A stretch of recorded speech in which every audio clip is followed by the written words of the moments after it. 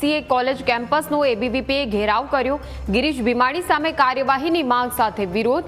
ગિરીશ ભીમાણી હાય hyena નારા લગાવ્યા અને રામધૂન બોલાવી। વિદ્યાર્થીઓને સાથે રાખી એબીવીપીએ ઉગ્રપણે વિરોધ કર્યો છે। ગિરીશ ભીમાણી સામે વિદ્યાર્થીનીઓની છેડતીનો આક્ષેપ થયો છે।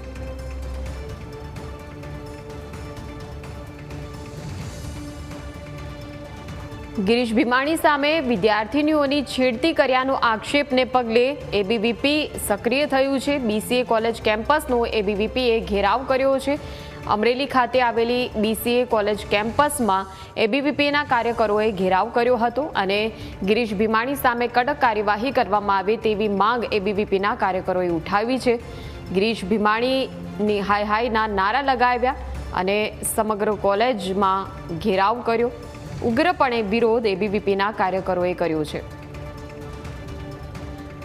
સંવાદદાતા દશરથ ફોનલાઈન પર લાઈવ જોડાઈ ગયા છે। દશરથ, જે રીતે આખી આ ઘટના સામે આવી છે, ગિરીશ ભીમાણીના વિરુદ્ધ એબીવીપીના જે કાર્યકરો છે ઉગ્રપણે વિરોધ પ્રદર્શન કરી રહ્યા છે, શું છે આ સમગ્ર ઘટના અને શું તેમના વિરુદ્ધ કોઈ ફરિયાદ દાખલ કરવામાં આવી છે અને શું આક્ષેપ છે? બિલકુલ મયુરી, અમરેલીમાં છે તે 12 તારીખે છે તે આબુ ખાતે પ્રવાસ ગયો હતો। પ્રવાસમાં છે તે બીસીએ કોલેજની વિદ્યાર્થીઓ સાથે છેડતી છે તે ગિરીશ ભીમાણી દ્વારા કરવામાં આવી હતી ને તેની આજ દિન સુધી કોઈ ફરિયાદ નથી કરવામાં આવી। ત્યારે વિદ્યાર્થી પરિષદ દ્વારા છે તે હાલ વિરોધ કરવામાં આવ્યો છે ને હલ્લાબોલ કરવામાં આવ્યો। આપણે સીધા દ્રશ્યો બતાવવા માંગી જોઈ શકો છો કે અત્યારે મોટી સંખ્યામાં વિદ્યાર્થીઓ છે તે અત્યારે જોડાયા છે અને અત્યારે વિરોધ કરી રહ્યા છે અને ફરિયાદ વહેલી તકે થાય તેની માંગ કરી રહ્યા છે। કારણ કે ગઈકાલે પણ રાજકોટમાં છે તે ગિરીશ ભીમાણીનો હાલ બીસીએ કોલેજના કેમ્પસમાં છે અત્યારે વિદ્યાર્થીઓ દ્વારા ઘેરાવ કરવામાં આવ્યો। એક જ માંગ કરવામાં આવી છે કે વહેલી તકે એની ફરિયાદ દાખલ કરવામાં। ત્યારે આપણે એબીવીપીના આપણા જે પ્રમુખ છે એમની સાથે વાત કરશું। શું વાત હતી, શું આખી વાત કરશું?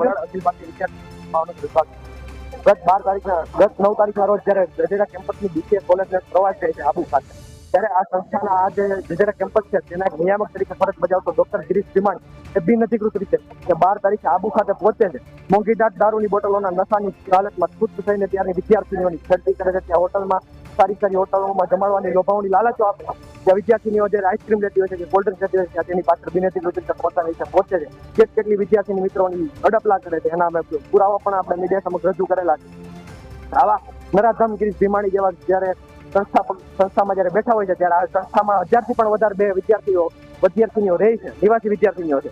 એનું ક્વાર્ટર પણ એની બાજુમાં છે। તો આની સંસ્થાની જવાબદારી કોણ લેશે? આ વિદ્યાર્થીનીઓની સેફ્ટીની જવાબદારી કોણ લેશે? આજે વિદ્યાર્થી પરિષદે ઉગ્ર માંગ સાથે આ કેમ્પસમાં આવેલી હલ્લાબોલ કરવા માટે વિદ્યાર્થી પરિષદની ફક્ત એક જ માંગ છે કે જ્યાં સુધી ડીવાયએસપી અથવા એસપી કક્ષાના અધિકારી જ્યારે કેમ્પસમાં નહીં આવે, વિદ્યાર્થી પરિષદની માંગને નહીં સાંભળે, ટ્રસ્ટીઓ જ્યાં સુધી ફરિયાદી નહીં બને ત્યાં સુધી ગિરીશ ભીમાણી વિરુદ્ધ ફરિયાદ નહીં નોંધાય, નરાધમને જ્યાં સુધી સલાખોની પાછળ નહીં મોકલવામાં આવે ત્યાં સુધી વિદ્યાર્થી પરિષદ આંદોલન કરશે, ધરણા પ્રદર્શન।